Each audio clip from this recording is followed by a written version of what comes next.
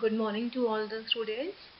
So yesterday we have discussed about the hyperthyroidism, the definition of hyperthyroidism and the etiology of hyperthyroidism, factors that are responsible for development of hyperthyroidism. hyperthyroidism कैसे develop होता है, क्या etiology है, क्या reasons है उसके, and वो होता क्या है. अब आज हम बात करेंगे क्लिनिकल फीचर्स की, क्लिनिकल मैनिफेस्टेशंस की. क्लिनिकल फीचर्स क्या होते हैं hyperthyroidism के. So clinical features. The condition should be suspected in children with. हमको हाइपरथायरॉयडिज्म उन बच्चों में सस्पेक्ट करना चाहिए जिनके अंदर वेट लॉस बहुत जल्दी हो रहा हो, बहुत ज़्यादा हो रहा हो, बहुत स्पीड से हो रहा हो.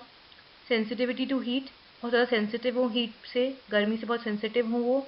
इंक्रीज एपेटाइट, बहुत ज़्यादा भूख लग रही है, उसके बाद भी वेट लॉस हो रहा है. भूख भी बहुत लग रही है बच्चे में और वेट लॉस भी हो रहा है, वेट गेन भी नहीं हो रहा है, बहुत सेंसिटिव भी है वो हीट से, गर्मी से.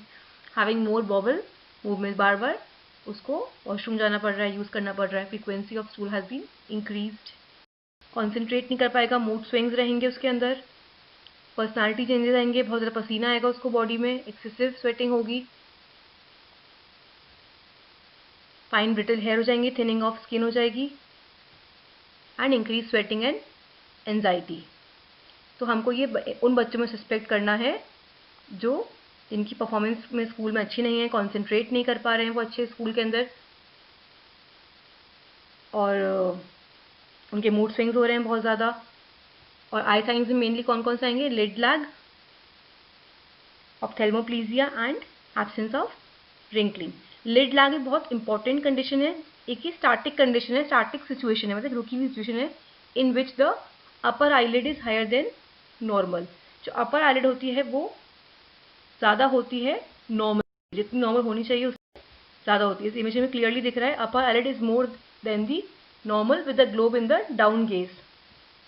ये सबसे मोस्ट कॉमन साइन है थायराइड आई डिजीज का, सबसे कॉमन साइन है थायराइड आई डिजीज. अगर हाइपरथायराइडिज्म है, सबसे कॉमन साइन जो आएगा वो आएगा lid lag. Then again autoimmune infiltration, chemosis and proptosis, then tachycardia, then cardiac arrhythmias, high cardiac output, cardiac failure में occur. Now what is chemosis? chemosis क्या होता है? ये भी ocular manifestation ही है किसका? थायराइड डिजीज का. द मोस्ट कॉमन ऑक्यूलर, मतलब जो आई साइंस आते हैं, जो आई के मैनिफेस्टेशंस आते हैं, ऑक्यूलर मैनिफेस्टेशंस आते हैं थायराइड डिजीज के अंदर या हाइपरथायराइडिज्म में, वो आते हैं आईलिड रिट्रैक्शन, प्रोप्टोसिस, कीमोसिस और पेरीऑर्बिटल एडिमा. एंड ठीक है, तो जो the most common ocular manifestations आते हैं थायराइड डिजीज में कौन कौन से हो गए? आईलाइड रिट्रैक्शन हो गया, प्रोप्टोसिस हो गया, कीमोसिस हो गया, एंड पेरीऑर्बिटल एडिमा हो गया. फाइन. उसके बाद है प्रोप्टोसिस. अब कीमोसिस को हम और कैसे समझ सकते हैं? कीमोसिस होता है स्वेलिंग. कीमोसिस में क्या होता है? स्वेलिंग हो जाती है, एडिमा हो जाता है किसका? कॉन्जंक्टिवा का. स्वेलिंग हो जाती है, और या फिर एडिमा कह सकते हैं. स्वेलिंग हो जाती है किसकी? कंजंक्टिवा की, due to the oozing of the exudate from abnormally permeable capillaries. Oozing होती है किसी एबनॉर्मल एक्सुडेट की फ्रॉम द परमिएबल कैपिलरीज, उस वजह से स्वेलिंग हो जाती है कंजंक्टिवा के अंदर. इट इज नॉन स्पेसिफिक, सबसे इतना स्पेसिफिक नहीं है, पर it's a sign of eye irritation. इसकी इमेज हम देखेंगे नेक्स्ट स्लाइड में. और प्रोप्टोसिस क्या होता है? इसमें आई बॉल का प्रोट्रूजन हो जाता है.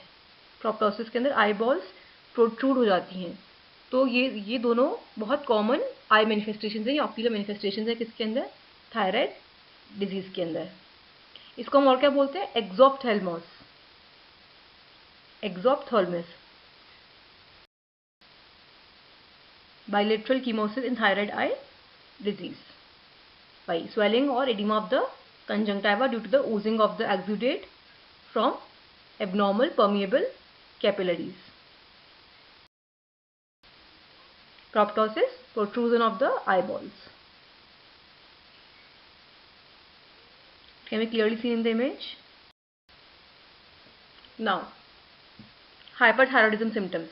Fatigue, weight loss हमने बात की थी, बहुत जल्दी थक जाएगा, वेट लॉस होगा, एपेटाइट उसकी इंक्रीज हो जाएगी, एंजाइटी रहेगी उसके अंदर बहुत ज़्यादा, थिनिंग ऑफ स्किन हो जाएंगी, हेयर्स भी पतले हो जाएंगे, टूटने लग जाएंगे, एंशियस रहेगा, एक्सेसिव स्वेटिंग होगी उसके अंदर, परफॉर्मेंस स्कूल के अंदर अच्छी नहीं रहेगी, कॉन्सेंट्रेट नहीं कर पाएगा, डिफिकल्टी इन कॉन्सेंट्रेटिंग होगा, डिप्रेशन रहेगा उसके अंदर, sensitivity to cold, sensitivity to heat, memory problems, वही कॉन्सेंट्रेट नहीं कर पाएगा, याद नहीं कर पाएगा, पुअर मेमोरी होगी, goitre, hair loss, muscle pain, trembling of hands, और बाकी ट्रेमर्स आते हैं किसमें, हैंड्स और फिंगर्स में, और infertility.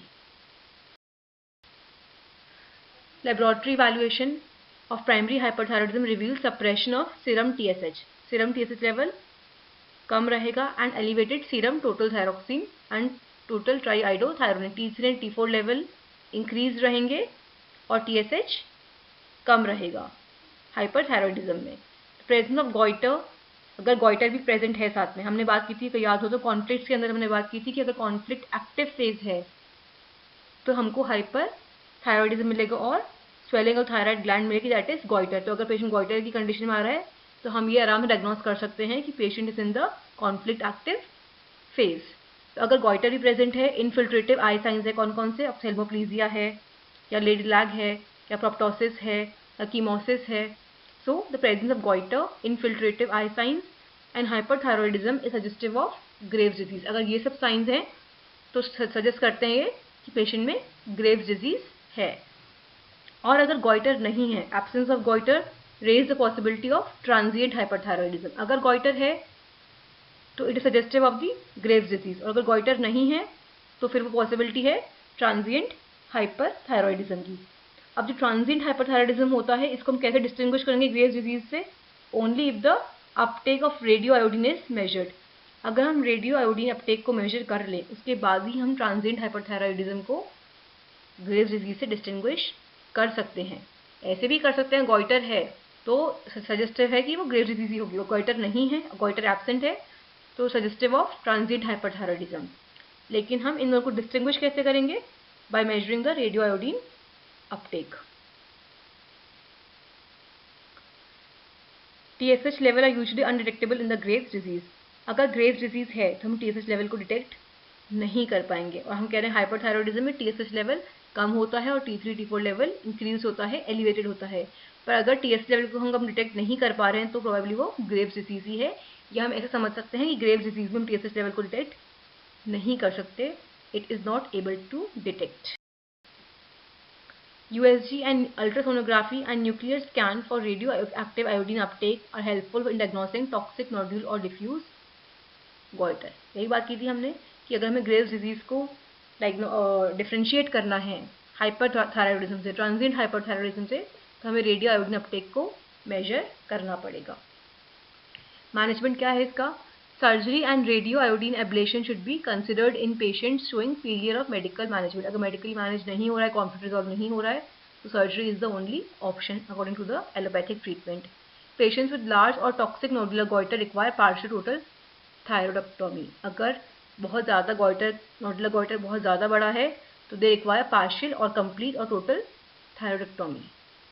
Radio iodine 1311 is now increasingly used in the management of childhood Graves' disease. Congenital hyperthyroidism, ये हमने कल एटियोलॉजी में बात की थी कि क्यों होता है कॉन्जेनाइटल हाइपरथायरॉयडिज्म। अब ये होता क्या है? 1% of babies who are born to mothers with Graves disease show fetal thyrotoxicosis and cardiac failure. 1% बच्चे जो उन मदर्स से डिलीवर होते हैं जिनके अंदर ग्रेव्स डिजीज है, they also show fetal thyrotoxicosis and cardiac failure. This usually occurs within the first week of life but may be delayed if mother is on antithyroid medicines or has concomitant TSH receptor blocking antibodies. ये generally कब हो जाता है? First week में हो जाता है life के, बट ये डिले भी हो सकता है अगर मदर एंटीथायराइड ड्रग्स ले रही है, एंटीथायराइड मेडिसिन ले रही है, तो ये डिले भी हो सकते हैं इसके symptoms. Treatment should include antithyroid drugs, propranolol and cortico steroids. The condition is self-limiting and resolves over 6 months. ये कंडीशन अपने आप ही रिजॉल्व हो जाती है विद इन 6 मंथ। अगर हमको ट्रीटमेंट नहीं भी देंगे तब भी ये condition with in 6 month, 3 to 6 month अपने आप ऑटोमेटिकली रिजॉल्व हो जाती है। इसके सिम्टम्स कब आते हैं? मेनली फर्स्ट वीक में आते हैं, बट ये डिलेड भी हो सकते हैं if the mother is taking some antithyroid medicine और has taking some concomitant TSH receptor blocking antibody. किसकी? They are premature and have intrauterine growth restriction, and then they have goiter and occasionally tracheal compression occurs if the goiter is very large. बाकी symptoms difficulty से रहेगी क्योंकि बच्चा premature होगा तो उसके अंदर वो रिफ्लेक्सेस ही डेवलप नहीं होंगे proper. Then poor weight gain proper नहीं होगा इन बच्चों में. Tachycardia, heart failure, cardiac failure की प्रोबेबिलिटी है इसके अंदर. हाइपरटेंशन हो सकती है, हिपैटोमेगैले, स्प्लीनोमेगैले. देन कॉलिस्टेसिस में क्या होता है, बाइल का फ्लो कम हो जाता है due to impaired secretion by the hepatocytes, या फिर ऑब्स्ट्रक्शन हो जाए बाइल का थ्रू इंट्रा और एक्स्ट्रा हेपाटिक बाइल डक्ट्स. कोलिस्टेसिस दो ही कंडीशन में होता है. पहले तो होता क्या है, ये इसके अंदर क्या होता है, बाइल का फ्लो कम हो जाता है due to impaired secretion by the hepatocytes के थ्रू. हेपाटोसाइट से सिक्रीशन प्रॉपर नहीं हो पाता, इस वजह से बाइल का फ्लो कम हो जाता है. या फिर ऑब्स्ट्रक्शन हो जाए बाइल फ्लो का ऑब्स्ट्रक्शन हो जाए थ्रू इंट्रा और एक्स्ट्रा हेपाटिक बाइल डक्ट्स के through. Jaundice, thrombocytopenia, platelet count कम हो जाएगी. हाइपर विस्कोसिटी, ये भी एक सिंड्रोम होता है या इसे हम कंडीशन बोल सकते हैं जिसके अंदर blood is not able to flow freely through the arteries. एक कंडीशन, एक सिंड्रोम जिसके अंदर ब्लड इतना थिक हो जाता है कि प्रॉपरली नॉर्मली फ्लो नहीं कर पाता है थ्रू द आर्टरीज. इस सिंड्रोम के अंदर आर्टरियल ब्लॉकेज भी हो सकता है ड्यू टू मैनी आरबीसीज, डब्ल्यूबीसीज and proteins in the blood stream. Blood properly flow नहीं कर पाएगा, फ्रीली फ्लो नहीं कर पाएगा तो आर्टरियल ब्लॉकेज भी हो सकता है. Then laboratory evaluation show suppress serum TSH and elevated serum T3, T4 and free T4 level, free T4, T3. TSH level कम रहेगा, T4, T3 ज़्यादा रहेगा. TRS antibodies are markedly elevated at birth and typically resolve within 3 months of the life. At birth के time पे बहुत ज़्यादा increase रहेंगी, elevated रहेंगी, और कब रिजॉल्व हो जाएंगी, within 3 months, 6 months resolve हो जाएंगी. If the symptoms and signs are not immediately recognised and treated, cardiac failure and death can occur. या sign symptoms within first week आ जाएं या फिर और डिले हो जाएं, पर अगर नहीं रिकॉग्नाइज हो पाए, नहीं समझ में आए, then cardiac failure and death may also occur. Cranio synostosis and developmental delay can be permanent sequel of the hyperthyroidism. मतलब हाइपरथायरॉयडिज्म के बाद ये कंडीशन सीक्वेंस में हो सकती है. क्रेनियो साइंटोसिस, ये एक बर्थ डिफेक्ट होता है जिसके अंदर जो बेबी का स्कल होता है, उसकी जो बोन्स होती हैं, they get join together too early. मतलब जो बेबी का स्कल होता है उसमें जो बोन्स होती हैं, तो वो जो बोन्स होती हैं वो जॉइन हो जाती हैं बहुत जल्दी. ये कब होता है, this happens before the babies brain is fully formed. मतलब बच्चे का ब्रेन पूरा डेवलप भी नहीं होता है, पूरा फॉर्म भी नहीं होता है, उससे पहले ये हो जाता है. हमें क्या होता है, बेसिकली डेवलपमेंटल इंटेलेक्चुअल डिले होता है. देन टर्नर सिंड्रोम, ये भी हमने पढ़ लिया. पेरिनीशियस एनीमिया, ये भी हमने नहीं पढ़ा है but you all know. Then alopecia areata, then myasthenia gravis, then celiac disease, then arthritis and myasthenia gravis and celiac disease. Now what is myasthenia gravis? It's a neuromuscular disease. इसके अंदर क्या होता है, स्केलेटल मसल्स में बहुत ज़्यादा weakness आ जाती है and the affected muscles are mainly of the eyes की, फेस की.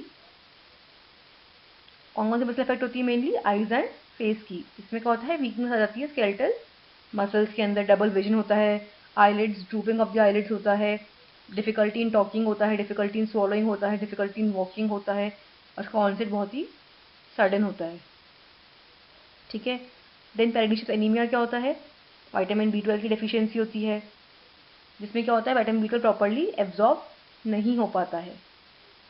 Then alopecia areata and then rheumatoid arthritis and then Turner syndrome.